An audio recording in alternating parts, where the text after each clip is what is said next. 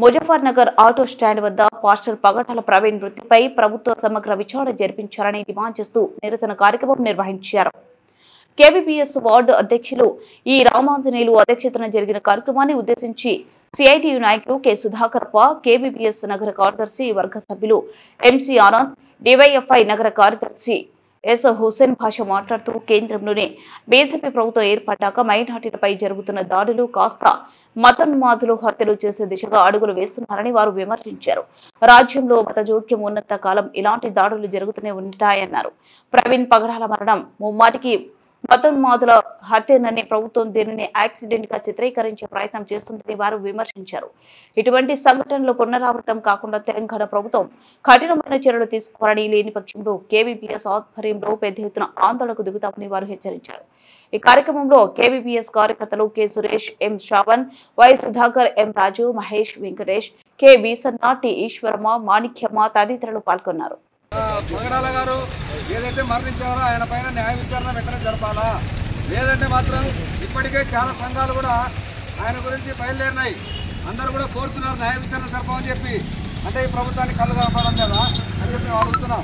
కాబట్టి వెంటనే న్యాయ విచారణ జరిపి సహజ మరణమా, యాక్సిడెంటా, దేవుడు ఎవరైనా తప్పేసినారా అనేది నిరూపించాల ప్రభుత్వం.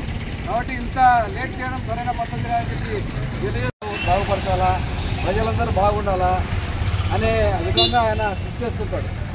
కృషి చేసే వ్యక్తిని ఎన్నో ఏళ్ళ నుంచి ఈయన మట్టు పెట్టాలని చెప్పి చాలామంది శత్రువులు అనుకుంటూ ఉన్నారు. ఆ విషయాన్ని ఆయన సోషల్ మీడియా ద్వారా ప్రచారం కూడా చేసినాడు.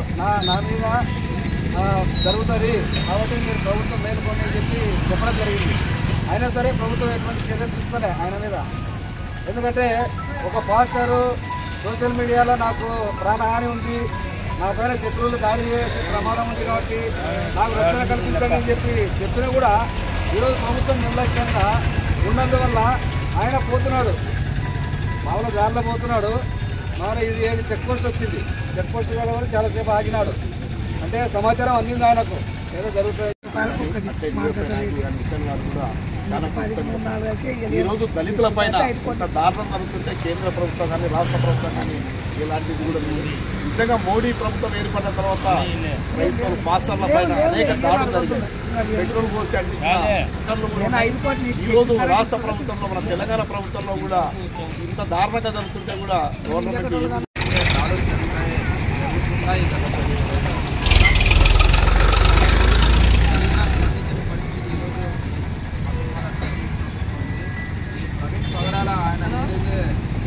ఆత్మహత్య అని చెప్పి అంగీకరిస్తున్నారు. ఆత్మహత్యను పెట్టి ఆత్మహత్య అని చెప్పి ఎంతో యాక్సిడెంట్ అని చెప్పి చిత్రీకరిస్తున్నారు.